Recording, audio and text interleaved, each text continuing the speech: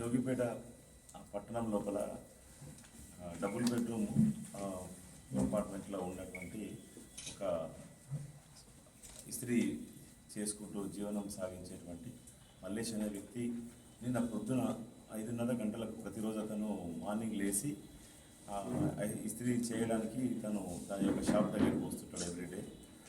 Cycle model మీద వచ్చి ఇక్కడే ఉండి మార్నింగ్ స్టార్ట్ చేసి సాయంత్రం వరకు ఐరన్ చేసి ఈ డ్రెస్సులు చాలామంది ఉంటాయి కాబట్టి మళ్ళీ నైట్ వెళ్ళేవాడు. సో అదే క్రమంలో నిన్న అంటే 19th రోజు మార్నింగ్ ఉదయం 5:30కి లేచి 6 o'clock ఆ ప్రాంతం లోపల నేను వస్తూ ఉంటే ఇంటి నుంచి బయటకు వచ్చిన కొంచెం దూరం రాగానే గుర్తు తెలియని వ్యక్తులు అతను చూసి దాని అక్కడ స్కూటర్ పోతున్న స్కూటర్ అక్కడ పడిపోయింది, చెప్పులు అక్కడ ఉన్నాయి. తర్వాత అతను కొంచెం రైస్ బ్యాగ్ ఒకటి తీసుకోబోతుంది, అది కూడా అది కింద పడి ఉంది. ఈ పడిపోయిన విధానాన్ని చూసి సస్పీషియస్గా ఉండి అక్కడ వాళ్ళు చెప్తే వాళ్ళ మదర్కి వాళ్ళ వైఫ్కి అందరికీ ఇన్ఫర్మేషన్ ఇచ్చారు. వాళ్ళ మదరు వాళ్ళ బ్రదర్ వచ్చి చూసి ఈ పరిస్థితులను చూసి అక్కడ ఏదో అనుమానాస్పదంగా ఈ మల్లేష్ అనే అతను మిస్ అయిపోయినట్టుగా సమాచారం ఇవ్వడం జరిగింది. దాని మీద జోగిపేట ఎస్ఐ గారు అరుణ్ గారు వెంటనే ఇమీడియట్గా కేసు నమోదు చేసుకొని ఆ క్రైమ్ సీన్కి వెళ్ళగానే ఎస్ఐ గారు పరిశీలన ప్రకారం అక్కడ కొంచెం వాతావరణం అసంబంధంగా కనిపించింది. జనరల్ మిస్సింగ్ కేసులో అయితే వెళ్ళిపోతుంటారు, కానీ ఇక్కడ వెహికల్ పడిపోయిన విధానం అది చూసి ఎస్ఐ గారు చుట్టుపక్కల ప్రాంతాలని అలర్ట్ చేసి మిగిలిన కొంతమందిని తీసుకొని ఫస్ట్ అయితే దాన్ని మిస్సింగ్ కేసుగా నమోదు చేసి తన యొక్క సిబ్బందితోని ఆ పరిసర ప్రాంతాలన్నీ చూడడం జరిగింది. ఈ ప్రాంతాలని చూస్తూ ఉంటే కొంచెం సీసీ కెమెరాలు వాటి గురించి ఎవరన్నా చూసారా చూస్తే అక్కడ ట్రాన్స్ఫార్మర్ కూడా పవర్ ఆఫ్ చేసింది. సో ఈ పవర్ ఆఫ్ చేయడం అనేది జనరల్గా జరగదు. అక్కడ ఉన్నటువంటి లైన్మెన్ కానీ సంప్రదిస్తే ఇది కంప్లైంట్స్ వచ్చినాయి, ఏదో ఉద్దేశపూర్వకంగా ఆఫ్ చేసినట్టుంది అనేసరికి మా బలమైన అనుమానం ఏదో ఉండి ఇది కిడ్నాప్ జరిగి ఉండొచ్చని ఎస్ఐ గారు చెప్పగా సిఐ గారు కూడా వెంటనే వచ్చి తను కూడా పరిశోధనను స్వీకరించడం జరిగింది. దీనిలో ఎస్ఐ గారు సిఐ గారు తర్వాత వెంటనే సెన్సిటివ్ కేసులాగా అనిపించి తొందరగా ప్రయత్నాలు చేస్తే అతన్ని ఏమన్నా కాపాడొచ్చా ట్రేస్ చేయొచ్చు అన్న ఉద్దేశంతో పుల్కల్ ఎస్ఐ గారు, వట్పల్ నుంచి ఎస్ఐ గారు, ఇక్కడ లోకల్ ఎస్ఐ గారు వచ్చారు. తర్వాత మాకు కూడా సమాచారం ఇస్తే మేము కూడా రావడం జరిగింది. మేము అన్ని టీములుగా విడిపోయి చూస్తే బాధితుడు అంటే ఎవరైతే మిస్సింగ్ పర్సన్ యొక్క సెల్ ఫోన్ యొక్క లాస్ట్ కాల్ అనేది ఇక్కడికి కొంచెం దూరం ప్రాంతం లోపల సంగుపేట విలేజ్ దగ్గర వచ్చి ఆగిపోయింది. అందరం ముందుగా మరి అతను అలా వెళ్ళి అటు సైడు జనరల్గా డ్యామ్ ఉంటుంది, వాటర్ ఆ రూట్ ఉంటుంది కాబట్టి కొంచెం అనుమానపడి చూడడం జరిగింది. ఇదే విధంగా ఇంకా మేము వెంటనే దీన్ని సెన్సిటివ్గా తీసుకొని ఎస్పీ గారి ఆదేశాల మేరకు 4-5 టీంలు చేయడం జరిగింది. సిసిఎస్ వాళ్ళని కూడా పిలిపించాను.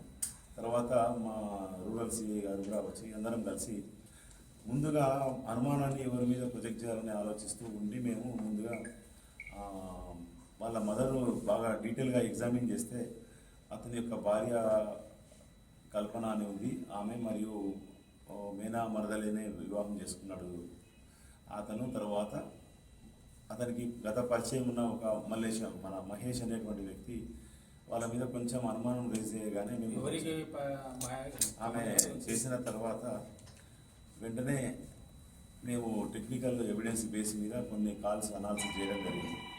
కాల్స్ అనాలిసిస్ చేస్తే మాకు పూర్తి స్థాయిలో కొత్త విషయాలు బయటపడ్డాయి. సో దీన్ని సీరియస్ ఇన్వెస్టిగేషన్ తీసుకొని పరిశోధన చేస్తే అతని భార్య మీదనే అనుమానం ఎక్కువగా ఉండడం వల్ల ఆమెను మహిళా కానిస్టేబుల్ వేరే సిబ్బందిని పిలిచి పూర్తి స్థాయిలో ఆమెను విచారణ ప్రారంభించిన తర్వాత కొన్ని అసంబంధమైనటువంటి సమాధానాలు చెప్పడం జరిగింది. ఈ అసంబంధమైనటువంటి సమాధానాలు, పొందలేని సమాధానాలు అన్నింటినీ కూడా మేము పరిగణలోకి తీసుకొని వేరే విధమైన ఎంక్వైరీ చేస్తూ ఈ మహేష్ ఎవరైతే ఉన్నారో అతని మీద డౌట్ పడితే అతను కూడా వేరే బోర్డ్స్ కనిపించకుండా చాలా సుదూర ప్రాంతాల్లో అతనికి సంబంధించినటువంటి మూమెంట్ ఉంది. సో ఇలా పారిపోవాల్సిన అవసరం లేదని గమనించి ఈ అమ్మాయిని పిలిచి మేము పరిశోధన చేయడం జరిగింది. చేస్తే అమ్మాయి ఈ నేరంకు సంబంధించి ఆమె తనకు మహేష్ అనే వ్యక్తితోని చిన్నప్పటి నుంచి పరిచయం ఉంది. 10th క్లాస్ చదివినప్పటి నుంచి ఒకే గ్రామంకి చెందిన వ్యక్తులు. సో అది ఆ యొక్క సంబంధం కొంచెం అనైతికమైన సంబంధంగా ఉండి ఆ తర్వాత అదే విషయంలో వాళ్ళు కంటిన్యూ చేస్తూ ఉన్నారని ఈ విషయము ఇంట్లో తెలిసి చిన్న చిన్న గొడవలు అవ్వడం జరిగింది. తర్వాత అతనితో ఉన్న సాన్నిధ్యము సంబంధం వల్ల ఆ, ఇలా ఇంట్లో భర్త బాధ పెడుతున్నాడు, తల్లిదండ్రులు అత్తమామ అంటున్నారని చెప్పి ఆమె చెప్పగా ఇతను నీకెందుకు, నేను దీనికి శాశ్వత పరిష్కారం చేస్తా, అవసరమైతే నేను ఏదో ఒకటి చేస్తా, దాన్ని ఎలిమినేట్ చేస్తా అంటే ఇద్దరు ఈ డిసెంబర్ మాసం నుంచి తరచుగా కలుసుకొని ప్లాన్ చేసుకోవడం జరిగింది.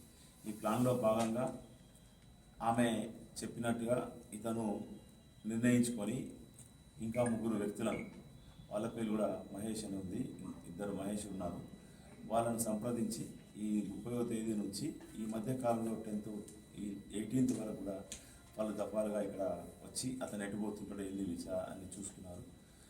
అదే దీనిలో భాగంగా 18వ తేదీ రాత్రి ఇతను ఈమెను సంప్రదించి అతను ఉన్నాడా లేదా వెరిఫై చేసుకుంటే ఈ అమ్మాయి అతని ఇంట్లోనే ఉన్నాడని సమాచారం ఇస్తే మిడ్ నైట్ వరకు ఈ నిందితుడు ఉన్నటువంటి మహేష్ మరియు ఇంకిద్దరు మహేష్, వాళ్ళు కూడా పక్క గ్రామం మన్సాన్పల్లి పక్క గ్రామానికి చెందినటువంటి వ్యక్తులు, వీళ్ళందరూ కలిసి ఒక కారుని అద్దెకు తీసుకున్నారు. తీసుకొని మేము సెల్ఫ్ డ్రైవ్ కారుని అద్దెకు తీసుకొని ఆ కారులో వచ్చింది ఇక్కడికి. నైట్ ఇక్కడే ఉండి ఒక పెట్రోల్ బంక్ దగ్గర పెట్రోల్ పోసుకొని బయట పడుకొని రాత్రి 4:30 గంటల ప్రాంతంలో తెల్లవారుజామున ఇతను ఆ అమ్మాయికి ఫోన్ చేస్తే ఆ అమ్మాయి ఇప్పుడే లేచాడనే సమాచారం కూడా, ఆ సమాచారాన్ని బేస్ చేసుకొని అతను ఫ్రెష్ అప్ అయ్యి రోజువారీగా 5 గంటలకు వెళ్తుంటే బయటికి రాగానే ఈ మహేష్ ఇంకిద్దరు మహేష్ వాళ్ళందరూ కలిసి అక్కడికి వచ్చి ఈ బండి మీద పోతున్న అతను అడ్డగించి ఒక రాయితో అతను తలపైన కొట్టగా అన్కాన్షియస్గా పడిపోయినాడు. ఆ పడిపోతున్న సమయంలోనే ఈ స్కూటర్ కానీ వస్తువులు కానీ కింద పడిపోయినాయి. అతన్ని అన్కాన్షియస్గా తొందరగా లాక్కొని ఆ బండిలో ఈ విషయం 18 years వచ్చేదాకా పెళ్లి చేసుకోవద్దని అవగాహన అబ్బాయిలకు లేకపోవడము, ప్రేమ పేరుతో ఓరు కలవడము, ఇట్లా నెలకి 3 నుంచి 4 కేసులు నమోదవుతున్నాయి.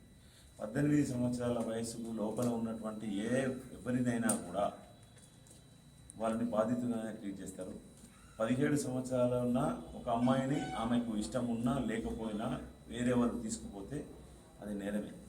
Prevention of child against sexual abuse అనే పోక్సో అనే చట్టం ప్రకారం మేము కేసులు నమోదు చేస్తాం. అవి కేసులు ఇక్కడ జరుగుతున్నాయి. దానికి ఇక్కడే కాకుండా కొన్ని చుట్టుపక్కల ప్రాంతాలు. దీనికి ఏంది అని మేము అనాలిసిస్ చేస్తే ఎక్కువగా ప్రభుత్వ పాఠశాలలో లేకపోతే ప్రైవేట్ పాఠశాలలో కాలేజీలోకి ఎంటర్ అయ్యేటువంటి ఏజ్లో ఉన్న పిల్లలు తల్లిదండ్రులకు సరి అయిన అవగాహన లేకపోవడము, పిల్లలకు కూడా అవగాహన లేకపోవడం వల్ల ఈ యొక్క అడాల్సెంట్ ఏజ్ అంటాం, యుక్త వయసులోకి వచ్చేప్పుడు ఆ మహిళలకు ఉండేటువంటి అవగాహన లేకపోవడం వల్ల దీని మీద మా సిఐ గారు ఎస్ఐ గారు ఇప్పుడు లిస్ట్ అవుట్ చేసినారు. మొన్న కొన్ని స్కూల్స్ కాలేజీలలో అడాల్సెంట్ గర్ల్స్తో మాట్లాడడము, మాకు స్పెషల్ టీమ్స్ ఉన్నాయి, ఉమెన్ ఆఫీసర్స్ ఉన్నారు. We are trying to talk to each and every girl. ప్రతి ఒక్కరితో మాట్లాడి వారి యొక్క భవిష్యత్తు, భర్తను ఎంచుకునేటువంటి సరైన వయస్సు, ఆ యొక్క ఏజ్, ఇది ఒక క్లాసికల్ ఎగ్జాంపుల్ ఈ కేసు అనేది. వయస్సు రాకముందే పరిచయమైనటువంటి ఇద్దరు వ్యక్తులు ఆ పరిచయమును అవినాభావ సంబంధంకు వయస్సు తక్కువ ఉన్న సమయంలోనే ఏర్పాటు చేసుకొని దాన్ని అలాగే కంటిన్యూ చేసి పరిస్థితుల కారణంగా వేరే వ్యక్తులను పెళ్లి చేసుకొని పాత సంబంధాన్ని అలాగే కొనసాగించి అది ఇద్దరికి పెళ్ళిళ్ళని ఇద్దరికి పిల్లలు అన్ని బావి వరుసలు మరిచి మళ్ళీ పూర్తి స్థాయిలో ఆ సంబంధాన్ని కంటిన్యూ నెరవేర్చి ఇక్కడ వీళ్ళు దానిలో వాళ్ళు నేరము అనేది చేయడానికి పురిగొల్పింది. ఇప్పుడు ప్రేమ వేరు, కుటుంబ వివాహ వ్యవస్థ వేరు, పిల్లలకు తల్లిదండ్రుల బాధ్యతలు అనేది వేరు. పిల్లలు వచ్చిన తర్వాత భార్యాభర్తలుగా పిల్లల పట్ల ఉండే రెస్పాన్సిబిలిటీస్ వచ్చిన తర్వాత పాత సంబంధాలన్నింటినీ మర్చిపోవడం అవసరం. కానీ వయసు వల్ల వచ్చిన ప్రభావము లేకపోతే కోరికలో ఇలాంటివన్నీ కూడా ఇలాంటి సమస్యలు దారితీస్తున్నాయి. ఇవి కాకుండా మహిళలకు ప్రత్యేకంగా అవగాహన ఏర్పాటు చేయడానికి మేము మీడియా మిత్రులు కూడా కోరుతున్నది ఏంటంటే ప్రతి ఆడ మనిషి 18-20 సంవత్సరాలు అయిన చదువుకోవడం తప్ప వేరే ఇలాంటి ఆలోచన చేయకూడదు. ఒకవేళ ఎవరైనా ఏమైనా అంటే వెంటనే పోలీసులకు కానీ ఎవరికైనా తెలిసిన ఫ్రెండ్స్కి, తల్లిదండ్రులకు, ముఖ్యంగా టీచర్లకు చెప్పడం ద్వారా ఆ సమస్యను ముందే పరిష్కారం చేసి ఆ సమస్య పెద్దగా కాకుండా ఆ మహిళ ఇంకా అన్యాయానికి గురి కాకుండా చేయవచ్చని.